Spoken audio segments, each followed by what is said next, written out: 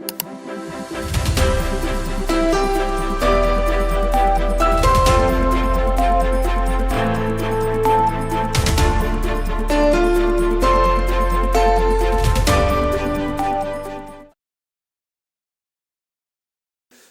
이번 주일부터는 마중물이 찰 때까지라는 주제로 기도에 관한 말씀을 성도님들과 나누려고 합니다. 제가 저희 교회 파송 받은 지 이제 거의 5달이 다 돼가는 것 같습니다. 시간 참 빠르다는 생각을 하는데요. 4달 하고 정확히 오늘 22일이니까 4달 하고 22일째가 돼가고 있습니다. 성도님들과 함께 그동안 예배하고 신방하고 교제하면서 성도님들 마음 가운데 우리 교회가 정말 하나님의 마음을 잘 이루어드리고 또 하나님께 더 크게 쓰임받기를 원하는 소망이 있음을 제가 알게 되었습니다. 그리고 특별히 또 지난주에 있었던 부흥성회를 통해서 이성철 목사님께서 이제는 저희 교회가 닻을 올려서 하나님이 원하는 방향으로 나아가지 않겠냐라고 하는 그 말씀을 주셨는데 아마 많은 성도님들 마음 가운데 도전과 은혜가 되었을 거라고 생각을 합니다.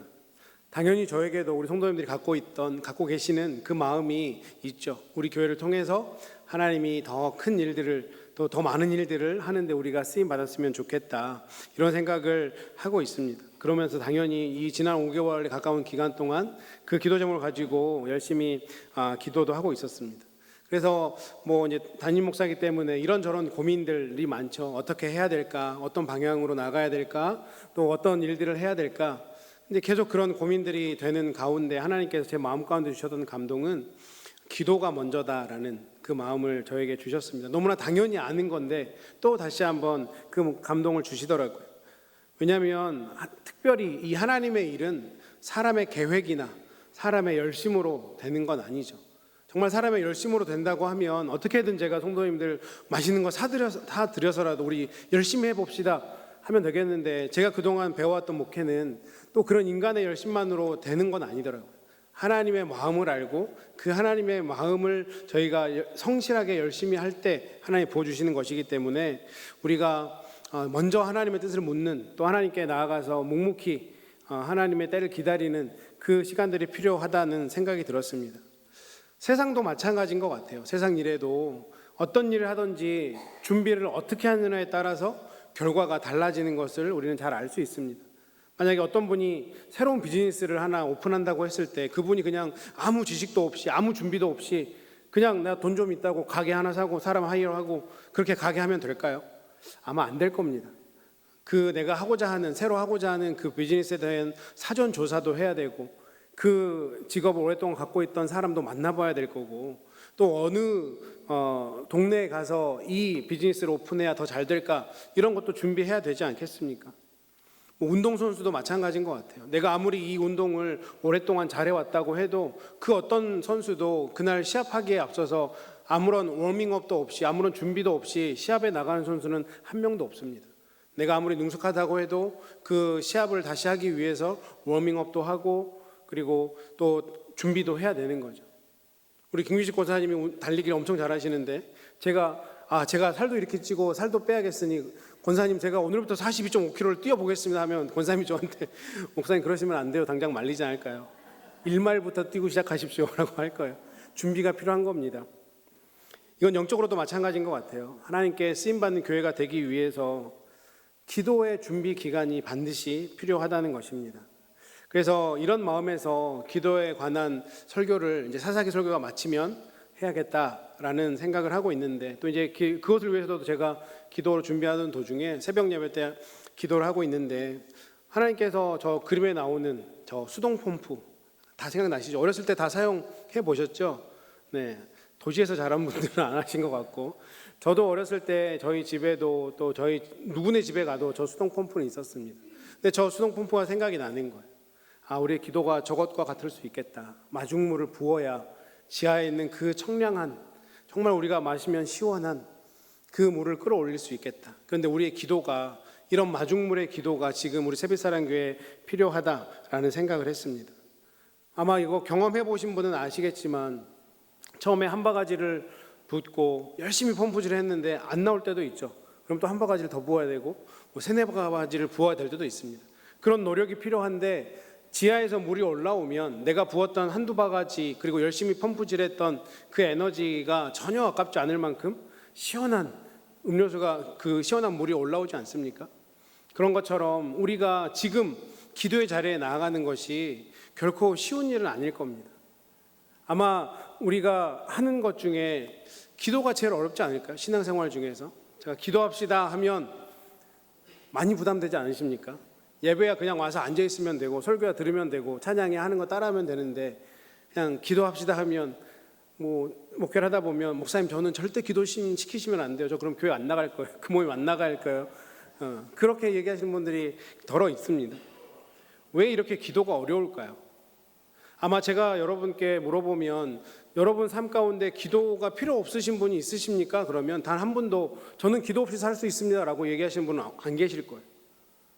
그럼에도 불구하고 우리가 기도를 해야 되는 것도 너무나 잘 알고 기도하고 싶은 마음도 우리 마음 가운데 있는데 왜 우리는 기도가 잘 안 되는 걸까? 제가 고민을 좀 해봤는데 첫 번째는 너무나 당연한 이유죠. 바빠서 그렇습니다. 너무 바쁘시잖아요. 기도의 명백한 장애물 중에 하나가 저는 바쁨이라고 생각을 합니다. 요즘 우리가 살아가는 시대가 더 그런 것 같아요. 정말 바쁘게 살아야 그나마 이 대도시 LA에서는 그나마 좀 입에 풀칠이라도 하고 살 수 있지 않을까. 그런데 이렇게 아무리 바쁘게 살아가더라도 그래도 중간중간 짬이라는 건 나잖아요. 그런데 그 짬이 날 때 우리가 요즘에는 뭐 합니까? 우리 손에 인터넷이 들어와 있다라고 하는 게 굉장히 큰 적이죠. 이 손 아니면 내 시간을 너무 재밌게 사용할 수도 있고 정말 다른 나라를 갔다 올 수도 있고요.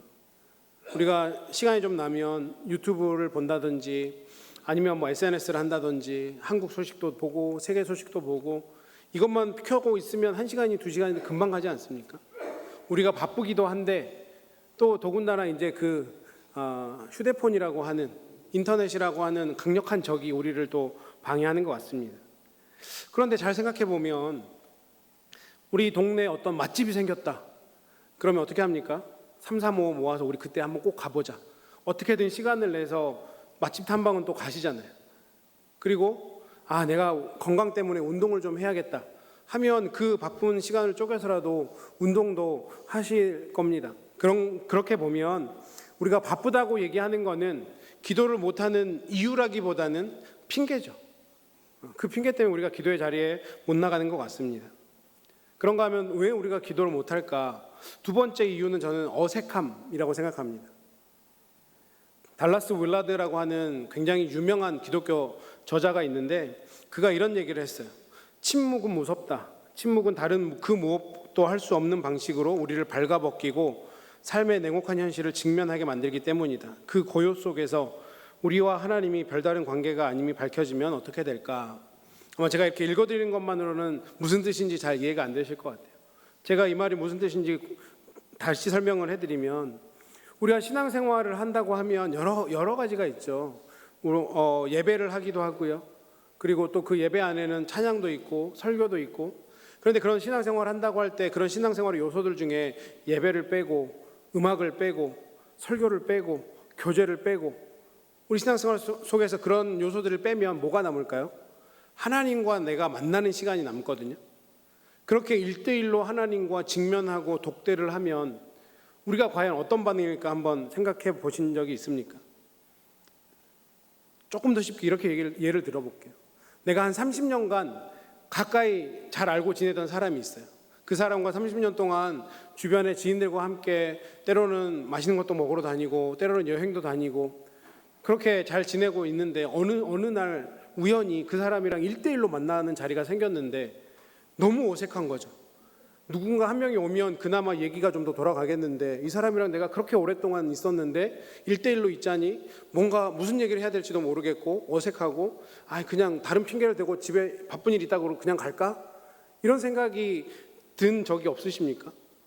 아마도 지금 그런 달라스 윌라드가 그런 얘기를 하는 것 같아요. 우리가 신앙생활이라고 하는 게 이렇게 주일날 와서 다 같이 함께 예배드리고 또 찬양하고 끝나고 또 교제도 하고 이런 것이 신앙생활인데 그 속에서 그런 음악이나 예배나 친교나 설교나 이런 걸 다 빼버리고 기도의 자리에 하나님과 1대1로 독대를 한다고 하면 너무나 어색하지 않을까? 하나님을 만나는 내가 하나님 앞에 무슨 말을 해야 될지도 모르겠고 1분도 안 돼서 하나님과 대화가 중단되고 그런 어색한 꼴을 당하지 않기 위해서 아예 기도의 자리에 안 나가자, 이런 마음이 좀 있지 않을까라는 생각이 들었습니다. 또 한편으로는 기도가 어려운 이유, 기도가 안 되는 이유, 기도가 어려워서 그렇죠. 우리가 보통 기도할 때 쓰는 단어나 문장들이 편하게 하는 대화가 아니잖아요. 그러다 보니 나는 저렇게 수려하게 기도문을 말을 못하는데, 나는 아직 연습이 안 되고 훈련이 안 돼 있어서 못하겠는데, 그러니 그냥 기도를 안 하는 거죠. 기도하겠다고 막 마음을 품고 새해 초에 내가 하나님 하루에 10분이라도 30분이라도 기도하겠습니다 하고 막 골방에 들어갔는데 한 2분 지났더니 무슨 말을 해야 되지? 나 스스로도 민망하고 우리 아빠가 우리 엄마가 그래도 올해부터는 기도하겠다고 골방에까지 들어갔는데 2분만 있다 나오면 그것도 좀 부끄럽기도 하고, 그러니 아예 그냥 기도는 하지 말자, 이런 생각을 하실 수도 있을 것 같아요. 그런데 이런 이유들 때문에 어색하거나 어렵거나 이런 이유들 때문에 기도를 안 하면 누가 손해일까요? 하나님이 손해일까요?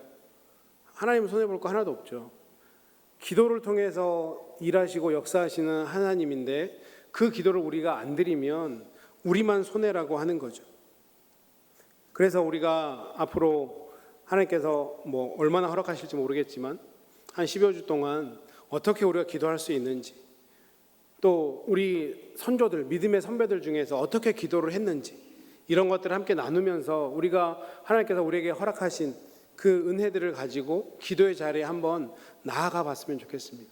그래서 우리의 기도를 통해서 하나님이 어떻게 또 일하시는지 우리가 영적으로 한번 경험해 보기를 원합니다. 오늘 본문이 굉장히 익숙하시죠? 왜 익숙할까요? 지난주에 이성철 목사님이 이 본문 가지고 설교를 하셨어요. 부흥회 때. 제가 약간 소름이 끼쳤는데, 사실은 이성철 목사님께 제가 어떤 말씀을 전해주세요 요청드리지 않았거든요. 처음에 부흥회를 부탁드렸을 때 이성철 목사님이 어떤 말씀을 전할까요? 여쭤보셔서 목사님 기도해 보시고 저희 교회 필요한 말씀 주세요. 그분 산신령 같은 분이라 제가 굳이 이런 거 해주세요 하지 않아도 충분히 아실 거기 때문에 알겠다고 목사님도 그렇게 얘기하고, 그 뒤로는 부흥에 관해서 전혀 말씀 안 드렸거든요. 그런데 토요일날 첫 번째 부흥회 예배 설교의 제목이 건강한 교회 모습이었고 이 본문이었습니다. 그 설교의 내용 아마 기억하실 거라고 생각합니다. 결국에 건강한 교회 모습은 기도해야 된다라고 말씀하셨죠. 근데 하필 또 이 본문도 이 본문인 거예요. 제가 이 주제 설교를 하겠다고 이제 생각하고 기도하면서 첫 번째 본문으로 잡아놓은 게 이 본문이었거든요. 그 본문을 제가 받아든 순간 고민이 얼마나 많아졌겠습니까? 한 주차를 두고 그 대가이신 이성철 목사님과 같은 본문으로 설교를 했다가 성도님들이 보시기에 너는 한참 멀었다 더 연습해라, 이러지는 않을까, 이런 고민이 살짝 들긴 했는데, 제 개인적으로는 하나님께서 이렇게 어느 일정 순간에 반복되는 메시지들을 주시면 그거는 하나님의 뜻일 확률이 높다라고 개인적으로는 그렇게 생각을 하고 있습니다. 분명히 하나님이 제가 기도할 때 이 말씀을 가지고, 이 본문을 가지고 기도에 대해서 말씀을 나누라고 감동을 주셨다라면, 또 이성철 목사님을 통해서도 우리 교회 가운데 하시고 싶은 말씀이 분명히 있으실 것이다 라는 생각이 들었습니다. 그래서 지난주 토요일날 이미 이 본문에 대해서는 어느 정도 다 들으셨기 때문에 제가 길게 설명하지는 않겠습니다. 너무나 유명한 본문이기도 하죠. 예수님께서 가나의 혼인잔치에 가셔서 포도주가 떨어졌는데 물을 포도주로 바꿔주신 장면입니다. 예수님께서 공생에 사역하시고 첫 번째로 행하셨던 기적이십니다. 유대인들은 보통 결혼하면 7일 정도를 한다고 합니다. 7일 완전히 그냥 축제죠. 그런데 하필 지금 본문에 보니까 잔치가 무르익을 때쯤 포도주가 떨어진 거예요. 그런데 왜 포도주가 떨어졌는지 성경은 밝히고 있지 않습니다. 아마도 이 잔치를 개최한, 이 잔치를 배설한 그 주인의 생각과는 달리 사람들이 많이 왔는지, 아니면 온 사람들이 포도주를 너무 좋아해서 생각보다 너무 많이 마셨는지 이유는 모르겠어요. 그런데 포도주가 떨어졌습니다. 그런데 이거는 이 잔치집의 굉장히 위기거든요. 큰 신뢰를 지금 하고 있는 겁니다. 왜냐하면 이 유대 사람들은 이 잔치의 포도주는 기쁨이라는 의미가 있어요. 그렇기 때문에 잔치집에 기쁨이 빠지면 어떻게 됩니까? 큰일 나는 거죠. 큰 신뢰를 하는 겁니다. 주인 입장에서는 굉장히 난처한 상황이에요. 요즘 같으면 가까이 있는 리콜스토어라도 가서 빨리 사오면 되는데, 이 당시에는 본인 집에서 포도주를 담궈서 그걸 먹는 시절이기 때문에 어디서 포도주를 구할 수도 없습니다. 그런데 이때 예수님께서 물을 포도주로 바꿔주셔서 이 주인의 어려움을 해결하셨다. 이 사건을 통해서 주님이 우리에게 주시는 교훈이 무엇일까? 첫 번째, 우리 삶 가운데 문제가 생겼을 때 그 문제는 주님께 맡겨야 된다고 하는 거예요. 오늘 3절 말씀을 다시 한번 보시면, 포도주가 떨어진지라 예수의 어머니가 예수에게 이르되 저들에게 포도주가 없다 하니, 이렇게 말씀하고 있죠. 예수님의 어머니가 포도주가 떨어진 사실을 알았습니다. 그리고 예수님께 이 문제를 가지고 갔죠. 결과적으로는 예수님이 이 문제를 해결을 했습니다. 예수님께 이 문제를 가지고 간 것이 이 문제를 해결한 가장 중요한 열쇠가 되었다라고 하는 것입니다. 전승에 따르면 이 집이 아마 예수님의 어머니였던 마리아의 동생이거나 언니의 집이었을 것이다라고 추론을 합니다. 그렇게 추측하는 이유가 뭐냐면, 예수님과 어머니가 함께 초대를 받았어요. 그렇죠? 그리고 이 잔치집에 포도주가 떨어졌는데 예수님의 어머니가 막 나섭니다. 초대받은 사람이. 아마도 이런 가족 관계였기 때문에 예수님의 어머니가 이렇게 나서지 않았을까라고 얘기를 하고 있는데, 아마도 그랬을 것 같다는 생각이 듭니다. 우리가 신앙생활을 하면서 참 중요한 것 중에 하나는 무엇이냐면, 내 모습을 올바로 아는 일인 것 같습니다. 다른 말로 표현해드리면 자기 객관화, 객관적으로 최대한 나를 바라보는 훈련을 우리가 해야 되는 것 같아요. 자기 자신을 과대평가해서도 안 되고 과소평가해서도 안 됩니다. 내 자신을 철저하게 객관적으로 볼 수 있는 그 훈련이 우리에게 필요하다는 거죠. 특별히 예수 믿는 저희들은 영적으로 지금 내 상태가 어떤지 이것도 잘 살펴볼 수 있어야 됩니다. 지금 내가 영적으로 부족한 상태인지, 아니면 영적으로 충만한 상태인지, 내 기쁨이 많이 떨어진 상태인지, 아니면 기쁨이 넉넉한 상태인지, 내가 지금 이대로 살아도 괜찮은지, 아니면 뭔가 회개하고 주님 앞에 돌이켜야 되는 부분은 없는지, 내가 하나님과 친밀하게 가까이 지내고 있는지, 아니면 하나님과 좀 거리가 멀어져 있는지 객관적으로 우리 스스로를 볼 수 있어야 된다라고 하는 것이죠. 요한복음 3장에 보면 니고데모라는 사람이 나옵니다. 아마 아실 거라고 생각합니다. 니고데모는 유대인의 지도 계층이었어요. 산헤드린이라고 하는 그런 공의회가 있거든요. 그 당시 유대 민족들을 다스렸던 정치, 종교, 사법 시스템이 다 들어와 있는 곳이 산헤드린이라는 곳인데, 그 산헤드린의 의원 중에 한 명이었습니다. 요즘으로 치면 뭐 국회의원이나 판사나 검사나 이런 사람의 역할을 감당했던 사람이었던 거죠. 세상 사람들이 보기에는 부족할 게 없고 정말 세상의 명예도 권력도 또 경제력도 갖고 있었던 그런 사람이었습니다. 그런데 이 니고데모가 살다 보니 뭔가 내 삶 가운데 공허함을 느꼈던 거죠. 모든 사람이 부러워할 만한, 저 사람은 이제 소원하는 게 없겠다 이렇게 생각할 만한 인생이, 자기 자신을 객관적으로 바라보고 내 인생에 지금 뭐가 부족하구나 라고 하는 것을 깨닫고 그가 어떤 일을 했습니까? 밤에 예수님께 나아가서 예수님을 만났습니다. 도대체 거듭남이 뭐냐고 예수님께 물었습니다. 결국 자신의 부족함을 깨닫고 그 부족함을 채우기 위해서 예수님 앞에 나가서 그의 문제를 해결받았죠. 그 과정을 통해서 니고데모는 영생을 얻게 되었습니다. 우리도 마찬가지입니다. 뭔가 우리 삶 가운데 부족함이 있을 때, 문제가 있을 때, 이 문제가 어디에서 기인하는 것인가, 내 자신을 객관적으로 바라보면서 내가 이것을 해결할 것이 아니라 이 문제는 주님 앞으로 가져가야만 해결될 수 있는 거다, 이것을 깨닫고 주님 앞으로 나아가야 된다는 거죠. 내 문제를 주님께 맡겨야 됩니다.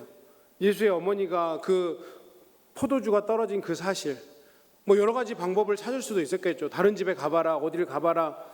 그런데 이 문제를 예수의 어머니는 예수께 맡겼다라고 하는 것이고, 그것이 결국에는 그 잔치집의 어려움을 해결했다라고 하는 것입니다.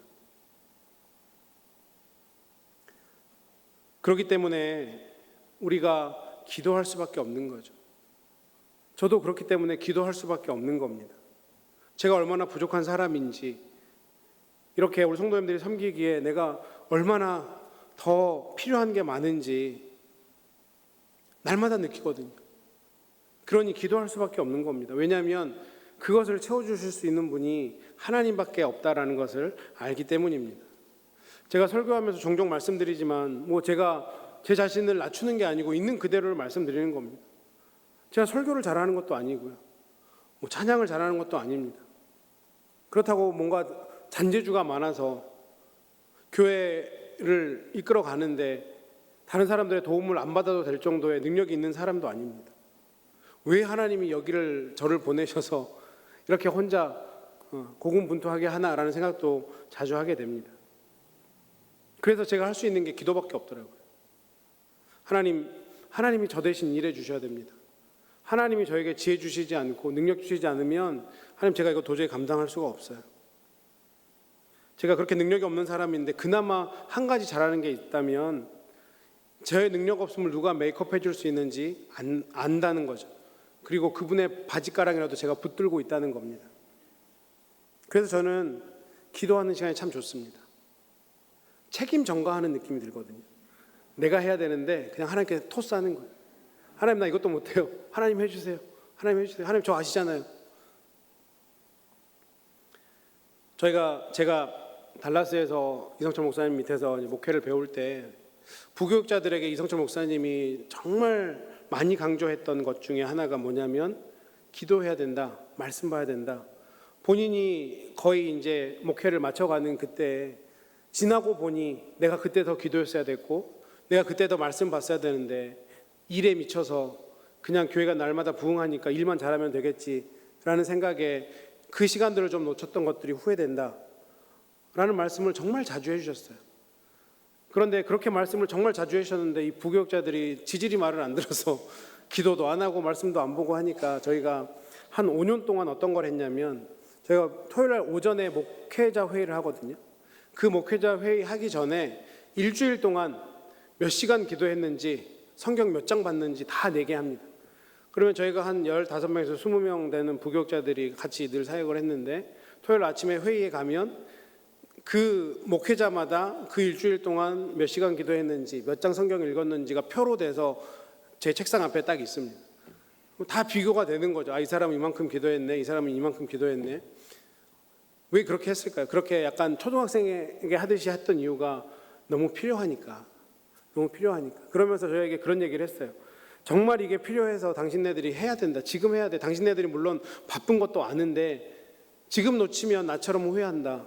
그러니 정말 시간을 내서 기도하고 성경을 읽든지 아니면 거짓말로 리포트를 하고 그 종이를 보면서 마음이라도 찔리든지 둘 중에 하나는 해라.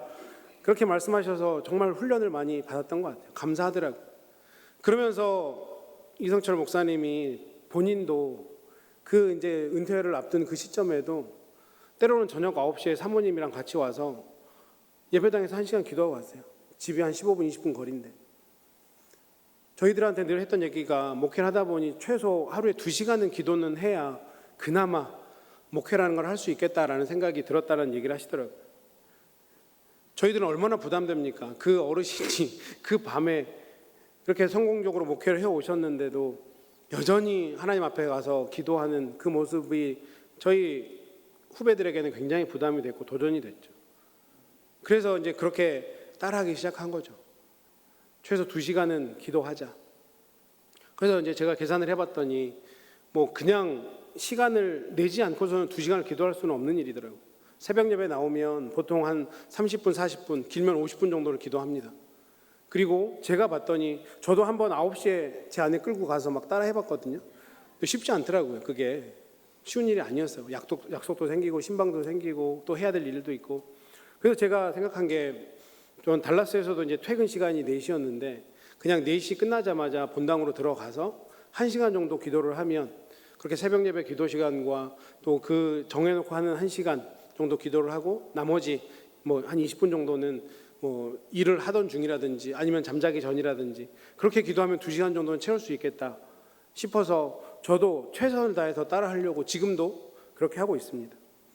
지금도 제가 여기 와서는 똑같이 우리 임원분들에게 제 오피스 아워가 9시 반부터 4시까지 그렇게 오피스 아워를 하겠습니다라고 말씀을 드렸고, 새벽 예배 끝나고 나면 집에 가서 그냥 와이프가 도시락 싸주면 그거 들고 바로 옵니다. 그러면 보통 한 8시 정도 되거든요, 교회 오면. 그때부터 일하다가 4시가 되면 예전에 우리가 새벽 예배 드리기 전에는 본당에, 그래도 여기가 더 익숙하니까 여기서 드렸는데, 새벽 예배 하고 나서는 이제 2층 예배당도 좀 익숙해져서 2층에 가서 1시간 내지는 1시간 좀 더 넘는 시간을 기도를 합니다. 뭐 엄청 거창한 기도를 하는 게 아니고요, 그냥 의자 뒤에 앉아서 하나님하고 그냥 대화하는 것처럼 얘기를 해요. 하나님, 이건 어떻게 생각하세요? 하나님, 어떻게 생각하세요? 하나님, 저희가 좀 이게 더 필요한 것 같아요. 뭐 어떨 때는 졸고 있는 제 모습을 발견하기도 하고요. 그 또한 하나님이 주시는 거라고 생각을 합니다. 그렇게 하나님하고 그냥 편하게 만나다 보니까 저한테 어떤 유익이 생겼냐면, 뭔가 일을 하다가 답답해지거나 어려워지면 그 자리가 생각나는 거예요. 아, 내가 빨리 그 자리 가고 싶다. 기도를 훈련하시면 그 기도가 우리에게 짐이 아니라 내 문제를 내려놓을 수 있는, 내가 가벼워질 수 있는 그 은혜를 경험하는 곳이 된다라고 하는 거예요. 그러기에 우리가 할 수 있는 일이에요. 하나님은 우리가 절대 못하는 일을 시키시는 분이 아닙니다. 그러니까 저희가 뭐 그렇다고 제가 아까 말씀드렸듯이 제가 갑자기 오늘 제가 마라톤 풀코스를 뛰겠습니다 하면 절대 못 뛰는 것처럼, 기도도 그렇게 10분, 20분, 30분 늘려가시는 겁니다. 같이 해보자고요. 그러면 될 겁니다. 그러면 우리의 그 기도에 마중물이 차면 하나님 우리 세빛사랑을 통해서 얼마나 놀라운 일들을 하실지, 적어도 우리가 신앙생활하면 그거 한번 봐야 되지 않겠습니까? 저와 여러분의 기도가 쌓여서 그런 일들이 이루어지면 얼마나 기쁘고 얼마나 감격적이겠습니까? 그 일들을 우리가 지금부터 꿈꾸고 소망했으면 좋겠습니다. 문제가 있습니까? 나의 부족함이 보입니까? 예수님께 나아가시면 돼요. 기도의 자리로 나아가시면 됩니다. 그러면 기도가 하나도 힘든 일이 아니에요. 그런가 하면 우리가 그렇게 문제를 주님께로 가지고 나아갔다면 그 이후에 어떻게 해야 될까? 오늘 7절 말씀이 우리에게 클로를 주는데, 7절 말씀을 다시 한번 보면 예수께서 그들에게 이르시되 항아리에 물을 채우라 하신즉 아귀까지 채우니 라고 말씀하고 있습니다. 문제를 해결해 주실 분이 예수님이라고 해서 그 문제를 가지고 나아갔더니 예수님이 좀 이상한 요구를 하세요. 하인의 입장에서 보면 포도주가 떨어졌는데 항아리에 물을 채우라고 합니다. 우리 같으면 어떻게 반응할 것 같습니까? 왜요? 물을 채워야 돼요? 그렇게 반응하지 않을까요? 그런데 이 하인들이 그 예수님의 말에 순종합니다. 이 순종이 기적의 문을 열었고 그 문제를 해결하는 키가 되었던 거죠. 하인들이 잘했던 점은 그 예수님의 요구에, 그 예수님의 말씀에 토를 달지 않은 거죠. 그냥 한 거예요. 여러분, 하나님께는 절대 토 다시면 안 됩니다. 목사에게는 토를 많이 다셔도 돼요. 저한테는 언제든지 얘기하셔도 되는데 하나님께서 말씀하신 거에는 토를 달면 안 돼요. 기도하라는 박유 목사가 얘기하는 걸까요? 하나님이 얘기하시는 걸까요? 하나님이? 대답 안 하시는 분들이 있는데, 기도하라, 오늘 이 주시는 말씀은 박유 목사가 하는 걸까요? 하나님이 하시는 걸까요? 하나님이 하시는 거죠. 믿습니까? 그러면 토다시면 안 돼요. 하나님, 제가 이래서 안 되고 지금은 이래서 안 되고, 그게 아니라고요. 하시면 돼요. 근데 언제까지, 어디까지 해야 돼요? 아귀까지. 항아리 아귀까지 물을 채웠다고 하는 얘기가 무슨 얘기입니까? 끝까지 채웠다는 얘기거든요. 아마 하인들이 중간에 저 같으면 물어볼 것 같아요. 이 정도면 될까요? 이 정도만 하면 될까요? 근데 하인들이 그것도 하지 않았어요. 그 아귀까지 물을 다 부었다라고 하는 것. 하인들이 힘들었을 거예요. 갑자기 이해되지도 않는 일을 시켰는데 이들이 순종하면서 정말 성실하게 해냈습니다. 적당히 채운 것이 아니고 아귀까지 채웠어요. 그런 점에서 기도는 채우는 일인 것 같아요. 저도 처음에 그렇게 이성철 목사님이 저희 후배들한테 권면했을 때, 처음에 기도의 자리에 나왔을 때는 정말 쉽지 않았습니다. 1시간을 앉아서 기도하는 게 처음엔 결코 쉽지 않아요. 그런데 이게 하다 보면 그 시간이 주는 힘이 있더라고요. 처음에 아마 기도 오랫동안 하자 그러면 한 5분마다 시간 한 번씩 보실 거예요. 그렇죠? 한참 기도한 것 같은데 지나보면 5분 지나고 또 보면 3분 지나고 나랑 기도랑 안 맞나 보다. 근데 그것도 우리가 훈련하면 된다라고 하는 거예요. 열왕기하 5장을 보면 나하만 장군이 나옵니다. 나하만 장군이 나병에 걸려서 엘리사에게 그 사람이 고칠 수 있다는 얘기를 듣고 가잖아요. 엘리사가 어떻게 합니까? 나하만 장군을 만나보지도 않고, 그래도 한 나라의 국방부 장관인데 어마어마하게 높은 사람인데 아이고 오셨냐고, 어디가 아프시냐고, 내가 좀 보겠다고 기도해드리겠다고 이래야 될 텐데 그냥 하인시켜서 요단강 가서 7번 몸을 물에 담그라 그래라, 그렇게 하고 끝내지 않습니까? 나하만이 기분도 안 좋았던 것 같아요. 야, 우리나라에는 그런 강 없냐? 저 강보다 더 깨끗한 강이 있는데 라는 생각하지 않습니까?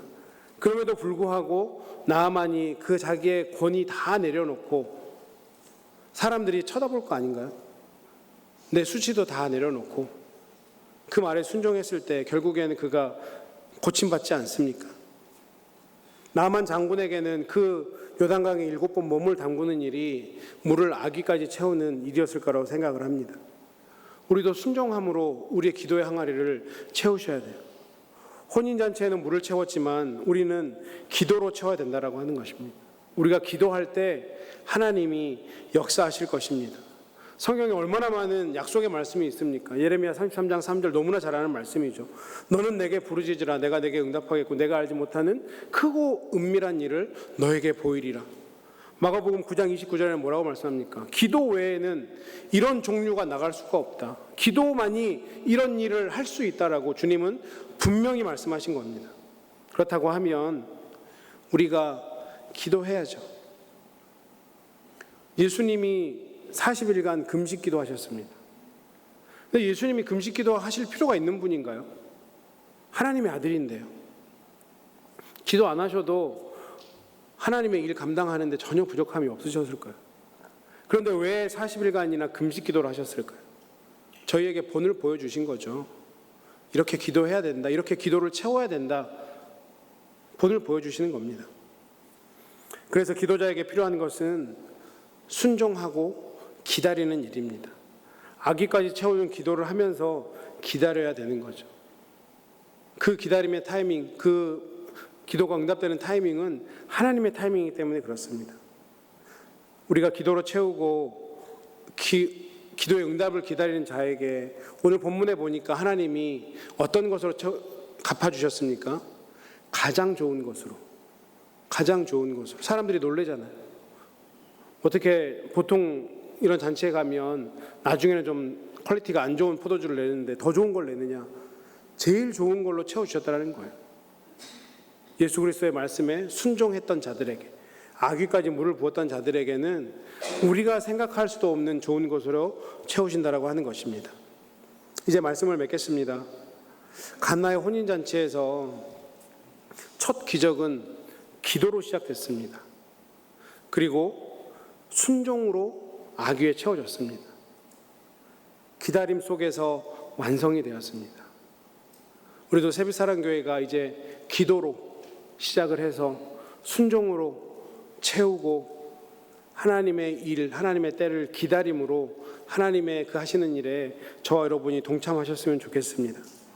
하나님은 기다리는 자에게 하나님의 일들을 나타내시고 완성해 가실 것입니다. 하나님께서 우리 새빛사랑교회를 통해서 하실 일들을 기대하십니까? 이쪽만 잠깐 기대하시고 저쪽은 안 기대하시는 건지 때를 놓치시면 안 돼요. 다시 한번, 하나님께서 우리의 새빛사랑교회를 통해서 하실 일들을 기대하십니까? 아멘. 그러면 우리가 이제 해야 될 일은 우리의 기도를 마중물처럼 붓고 순정하고 아기까지 채우고, 비록 그게 내가 이해가 안 되고 익숙하지 않은 일이라고 할지라도 주님께서 우리에게 명령하신 일이면 거기에 끝까지 순종하면 하나님이 계획하신 그때에 우리를 통해서 놀랍도록 일하실 것이고 많은 사람들이 하나님을 알아가게 될 것입니다. 오늘부터 그 일을 시작하는 저와 여러분 되시기를 주님의 이름으로 축원합니다.